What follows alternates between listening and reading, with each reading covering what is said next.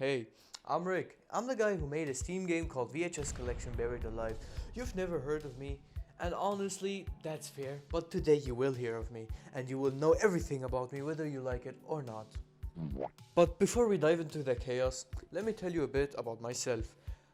I'm an 18-year-old self-proclaimed game developer. I mean, no one else would proclaim it for me, so you get the idea. Back in 2022, I decided, you know what would be really fun?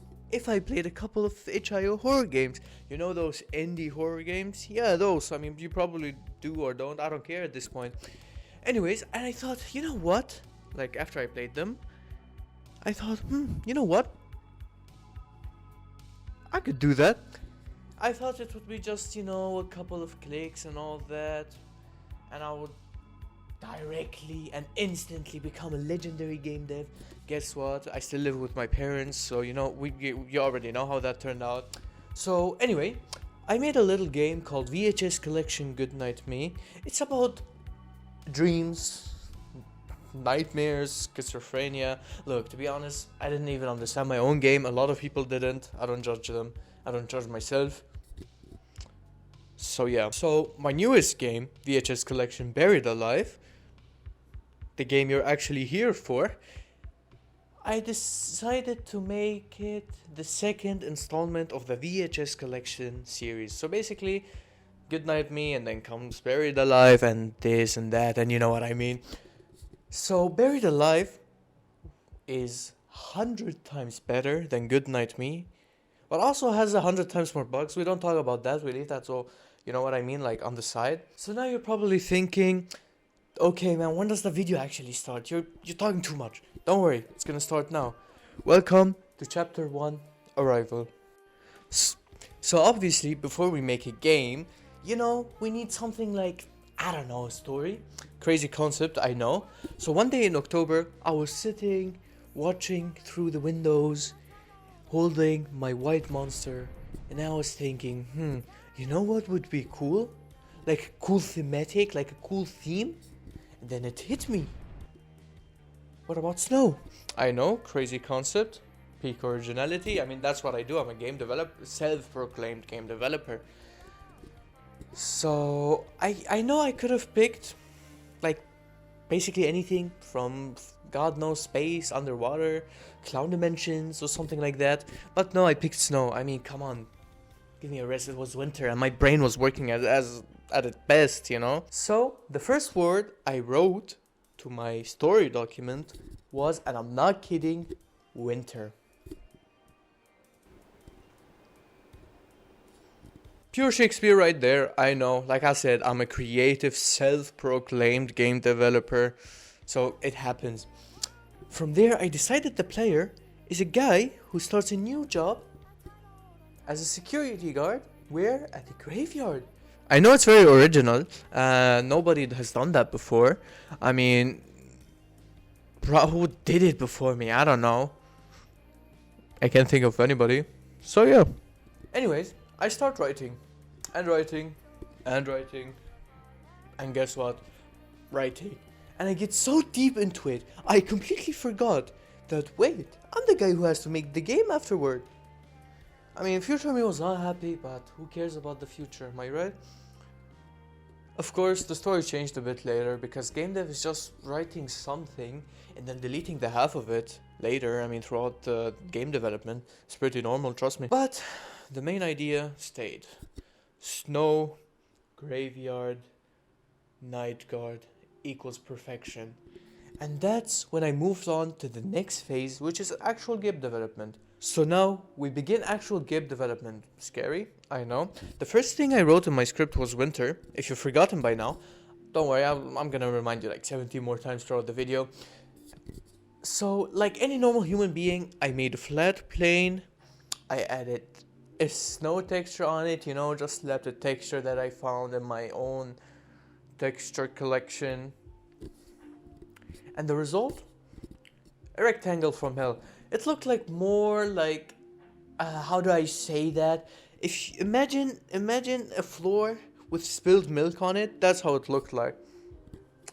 And the terrain was, to be honest, flatter than my biceps, which tells something. We're not gonna talk about it, I'm insecure. So clearly the level needed life. So did I add better snow first? Of course not, that would require logic. Instead, I added trees. And my first thought was, hey, why don't I just reuse the exact same trees I used in the first game? That's an option, right? Wrong. Because the trees, they were green and brown. And we were in a snowy tundra in the second game. So it looked like a tree spawned in the wrong biome, which I didn't like, to be honest. It looks really weird. So I decided to fix it myself. I took the texture, I put it in paint, I slapped some white on it here and there, and then I thought, you know what? I'm basically Picasso at this point. I can do it. I'm a self-proclaimed game developer, you know? If other developers can do it, you know what that means? That means that I can also do it. So then, when I put it in the game, the snow ended up under the leaves. Under. Amazing. Peak design. After spending 10 years trying to fix what was basically a preschool finger painting, I gave up. And I went to a website called Sketchfab. Fun fact, Sketchfab is a website with a lot of free 3D models. Like, you won't believe it, it's like a 3D model haven. I'm not doing an ad or anything, but like still, if you need 3D models, go to them. Another fun fact, I totally didn't keep on using Sketchfab throughout the whole game. I mean, trust me on that. Anyway, new snow, problem solved. But now the map looked like flat snow with some trees. So I thought I was cooking, but I wasn't actually, because it looked really bland. It looked like something was missing. So I stood over the edge of the map, glazing dramatically into the void. And then I realized it needs mountains. Which is a problem because I've never made mountains in Unity in my life. It's something to do with terrain and stuff, but I've never made mountains. Why would I make mountains? My first game, it only had a house, a supermarket, and a pharmacy, I think. I don't remember. So yeah. So I mashed the random terrain buttons in Unity until something looked vaguely like a mountain. And it actually started looking really good. Too bad the player can't see it since the render distance of the camera is basically shorter than me. But at least I knew they were there. Inside my heart, I was proud. I adjusted the snow texture too, because originally it looked like I placed one giant snowflake on the terrain, which didn't look the way I wanted. So after the fix, the snow actually started looking really nice. I'm proud of it too.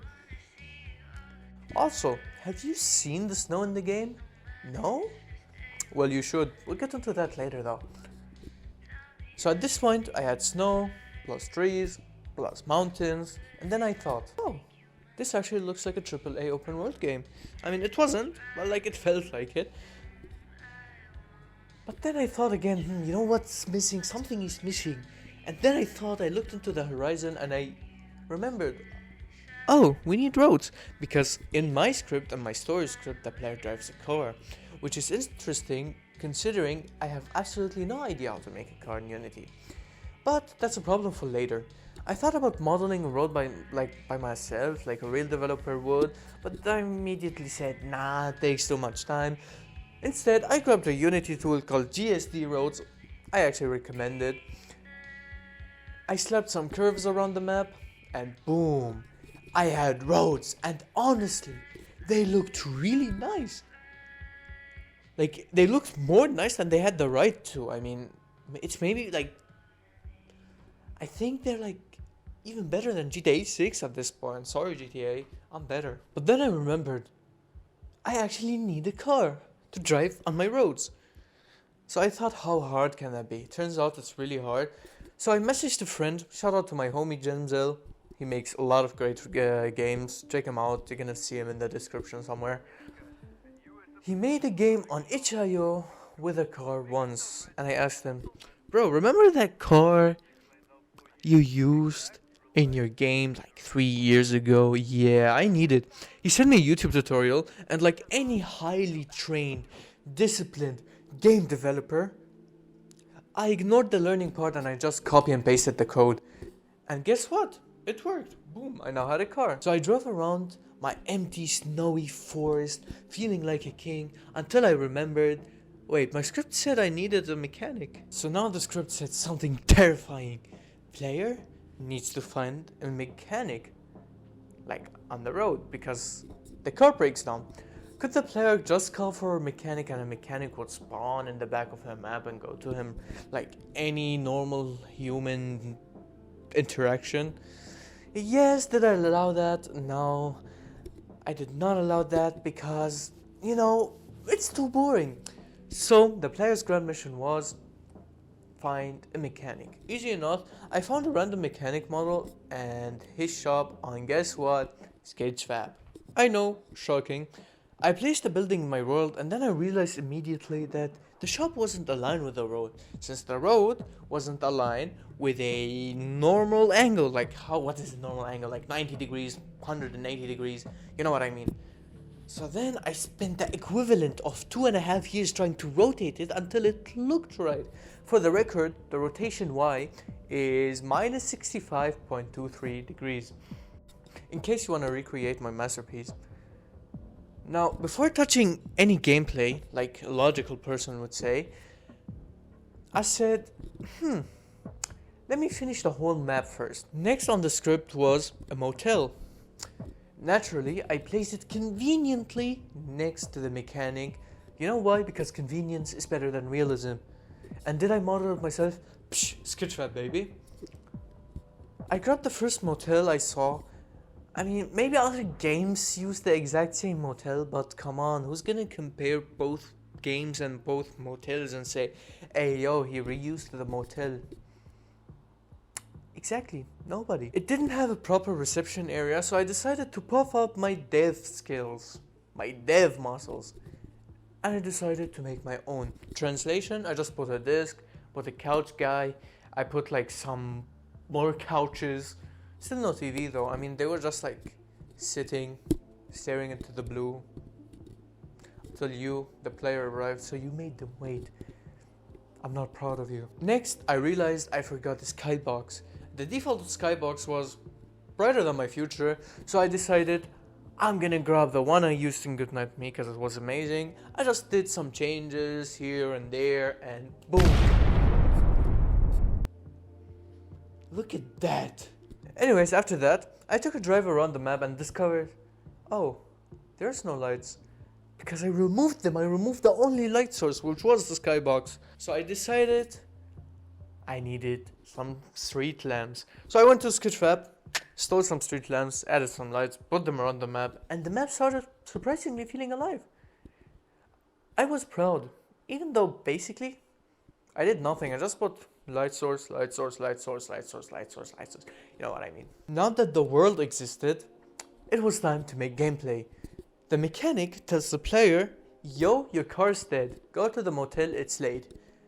But I needed a dialogue system. I needed a way to communicate with the NPC. My first thought was, I could reuse the exact same dialogue system I used in Goodnight Me. My second thought was, when people hated that system because it was janky as hell.